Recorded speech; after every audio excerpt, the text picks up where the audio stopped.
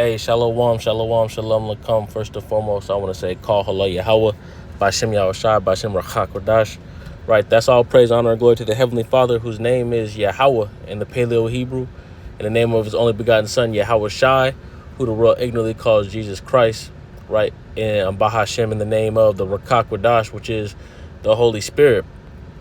I want to give double honors to the elders and apostles that labored in this truth before me and taught me this truth, and shalom to the whole foot. Look, I just want to go into a topic of, just being somebody that's attacking, not just surviving, right? I played sports in high school, man, and my football coach used to tell us we come to practice, man, you got to attack the day, don't survive the day. And I feel like that's a lot of people are just going through the motions, man. When it concerning the ministry, right, and improving, studying,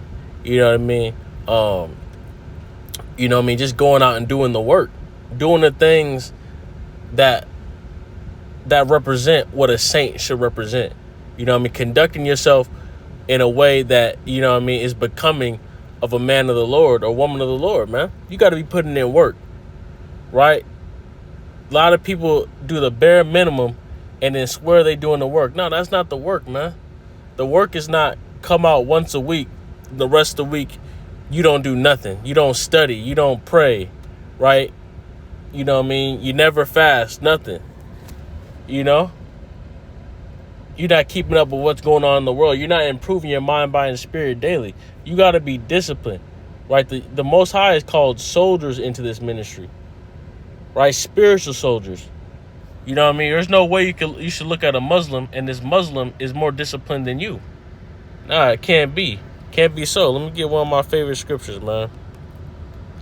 Get this all the time, right? This is the book of 2 Timothy, chapter 2, and I start at verse 1. It says, "Thou therefore, my son, be strong in the grace that is in Hamashiach Yahweh Shai," right? Being strong is a commandment, right? King David told Solomon, he said, show thyself a man, right? And how do you show yourself a man? Through the commandments, right? Be strong and of good courage. That was repeatedly spoke in the book of Joshua. It's a commandment of the Lord to be strong and of good courage, right? The Most High God is not looking for scary niggas that's always got an excuse for why they can't get nothing done, especially concerning the ministry, man. That's the last place you should have excuses for why you can't do the work, why you can't study the scriptures, why you can't pray. You know what I'm saying? Always come with some kind of excuse, man. Hey, the Most High God will take that candlestick away. He's not dealing with lackadaisical, lukewarm spirits. He's dealing with people that are going to continue to fight, man, because every day it's a fight. This world is filled with iniquity.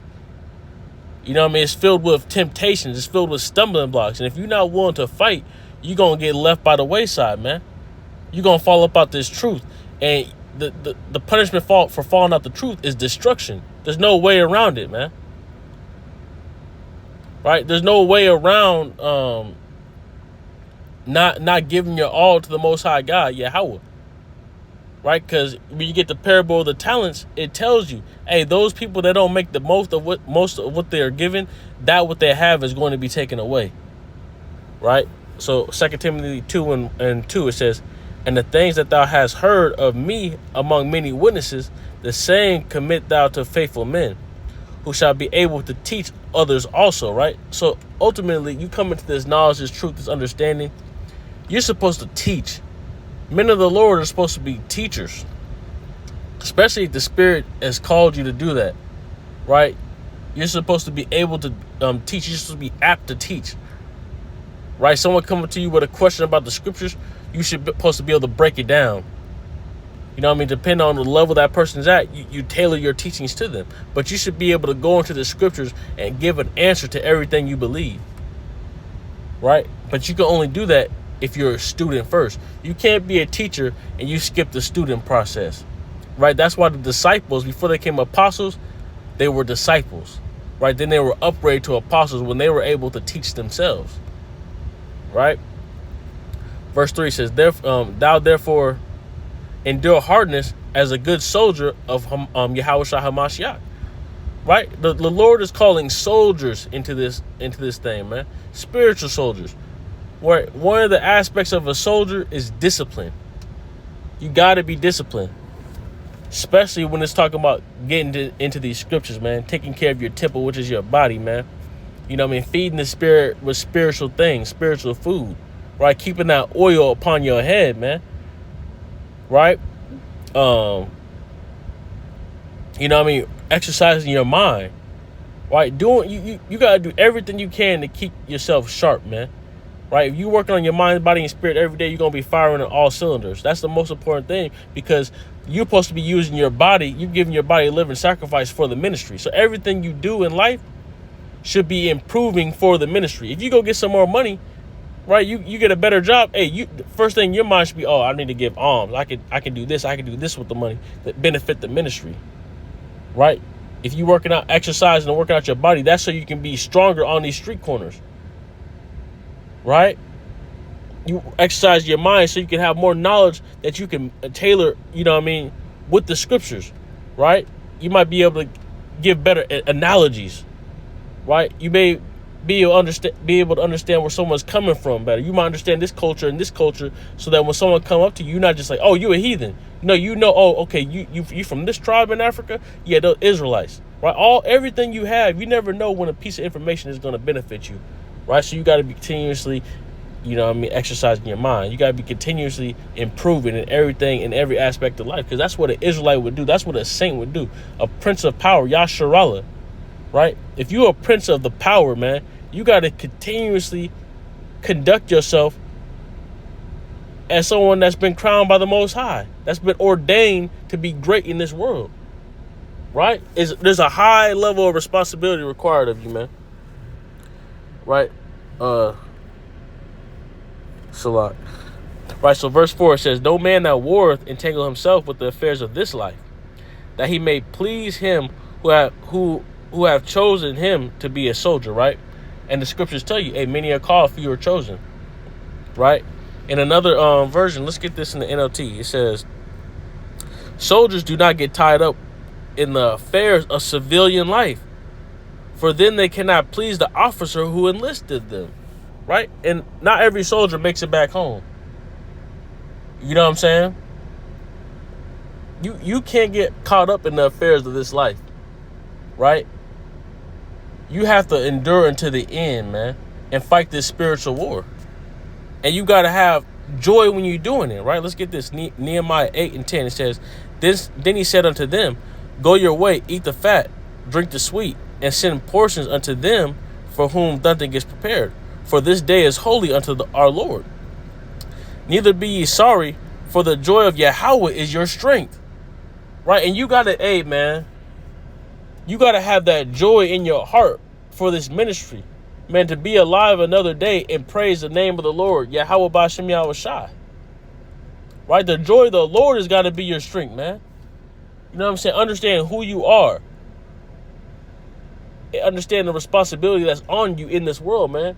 To conduct yourself with wisdom, knowledge, and understanding. Man, you got to be in love with the wisdom of the Lord, man. You got to be in love with improving every single day. Getting more knowledge, right? Sharpening your spirit. That's got to be something you take pride in, man. You got to have a love for the process, right? Because through love of the process, that's going to make you wise unto salvation. That's the ultimate goal, man. Nothing in this world can compare to the kingdom. So it's imperative that every day you're doing things to, you know what I mean, render you worthy of the kingdom. Right? And you got to have a love for that, man. You got to have a joy for that. Right? We're pilgrims in this earth. But we only gonna get hey, if you a prophet, you a teacher, man, hey, we get into the kingdom, man, you're not going to be able to prophesy no more. The teachers are going to, you know what I mean, basically be retired, man. You're going to be moved into a different lot, right? Priest of the Lord, ministers of the Lord. That's going to be a beautiful thing. But right now, in this lot, as a prophet, as a teacher, you're not going to get to do this no more, man. You got to make the most of it, man. Do everything you do to get the most knowledge you can, right? Because the scriptures tell you, study to show thyself approved. Right? So let's get let's go here to Luke 9. I'll start at verse 57. It says, "And it came to pass that as they went in the way, a certain man said unto him, Lord, I will follow thee whithersoever thou goest. And Yahushua said unto him, Foxes have holes, and birds of the air have nests, but the Son of Man have not where to lay his head. And he said unto another, Follow me. But he said, Lord, suffer me first to go and bury my father. And Yahushua said unto him, Let the dead bury the dead, but go thou and preach the kingdom of the Most High. And another also said, Lord, I will follow thee, but let me first go bid them farewell, which are at home at my house. And Yahushua said unto him, No man having put his hand to the plow and looking back is fit for the kingdom of the Most High. Right? So what Yahushua is telling you right here, because we know the deliverance is going to come from Mystery Babylon the Great. So the prophets are also here. Like, matter of fact, let's get that. The prophets and the apostles, the teachers, are here in Mystery Babylon, the bulk of them. Right? So when you get Revelation 18 and 20, because Revelation 18 is talking about the destruction of Babylon the Great. Right? Revelation 18 and 20 says, Rejoice over her, thou heaven, and ye holy apostles and prophets, for the Most High have avenged you on her. So the apostles and the prophets are here in Babylon the Great. Now, if you put your hand to the plow, that's talking about doing the work of the Lord, right? Going to the highways and byways and bidding to the marriage, right? If you take your hand off that plow, it says you're not fit for the kingdom of the Most High. What does that mean in layman terms? If you're not fit for the kingdom, what does that mean? That means you're going to be destroyed with Babylon the Great. You're going to get hit by nuclear fire, right? So if you start to do the work and you stop doing the work, you just gave yourself a death sentence, man. A prophet don't have no retirement plan. There's no 401k, right? There's no Social Security, right? If you come into this thing, you're teaching, you're prophesying on the street corners, you have to do that till you die, man. Right? That means you got to be joyful in that thing. You can't have excuses. Oh, I got to go bury my father. Oh, I got to, what did it say? I got to go say goodbye to my family. No, man. It's telling you right here. When you pick up that plow, hey, the work is the most important thing in your life. And you got to be joyful in doing that. Right? You can't be lukewarm. You can't go through the motions, man. You got to be obsessed with this thing. Like Kobe, man. Kobe Bryant, man, the Black Mamba. He was obsessed with greatness. He was obsessed with winning that ring. Right? Same thing with Jordan. You see these people, they're the best of the best. Right? Those are first fruit spirits when it comes to the sports, right? Let's get that.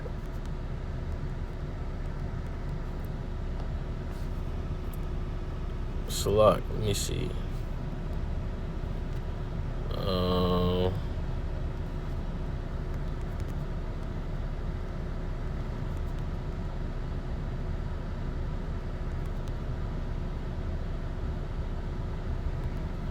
right, let's see if I can get this verse. Galatians 5 and 22. Let's see what that's it.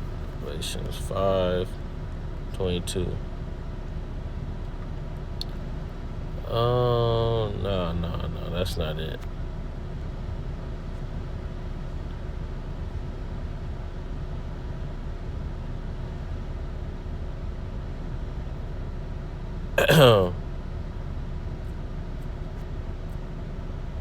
See, it might be 1 Corinthians 15.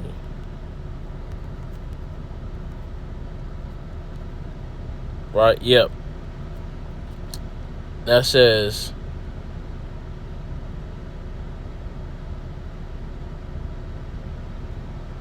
this is 1 Corinthians 15 and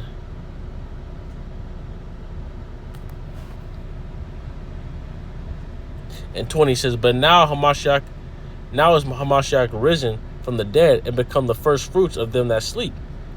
For since by man came death, by man came also the resurrection of death. For as in Adam all die, even so in Hamashiach shall all be made alive. But every man in his own order, Hamashiach the first fruits, after that are Hamashiachs at his coming. Right? It says, then cometh the end, when he shall have delivered up the kingdom to the most high, to the Most High, even the Father, when he shall have put down all rule and all authority and power, right? But the point here is, hey, the men, the elect, those are the first fruits. Those are the cream of the crop, right? Those are the best of the best. And to be a part of the 144,000, hey, it's ultimately ordained. It was ultimately predestined. But the elect are going to put forth works that are worthy of being the elect, of being the first fruits, right? To being the greatest to do it, right? This is the word for first fruit. Strong's G 536. Aparche. Right? Aparche. Right? It says the offering firstlings or first fruits, to take away the first fruits of the productions of the earth, which was offered to the Most High, the first portion of the dough, for which sacred loaves were to be prepared. Hence, term used of persons consecrated to the Most High for all time. Right? A person superior in excellence to others of the same class. Right? Because in the law, when you offered to the Lord, you gave the first fruits. You gave the best of your increase, man. You gave. That's what calls Yahushua, the Messiah, the Lamb without blemish. Right? He's the best of the best, and he ordained men on this earth to live. To follow his example, to be the best you can be, man. Right? To be the first fruits. Like it says right here, a person superior in excellence to others of the same class. So how are you separating yourself from other Israelites, man? You got to go out here and exhibit greatness every day. That's got to be your thing, man. Right? Putting the work in to be known as one of the greats, one of the renowned men, right? And not putting yourself on that pedestal, but allowing the Lord to exalt you up there. Why? Because you stayed in the meek spirit and you did the works of an elect member, man. You study to show thyself approved, right? You follow the examples of our forefathers, right? You took the wisdom, knowledge, understanding, and you applied the information. You weren't just a hearer of the word, you were a doer, right? And man, that's pretty much all I gotta say. First, with that, I want to say, Call Halal Yahweh, Bashem Yahushua, Bashem Rakak Badash, and Kwam Yasharallah, Abad Babal.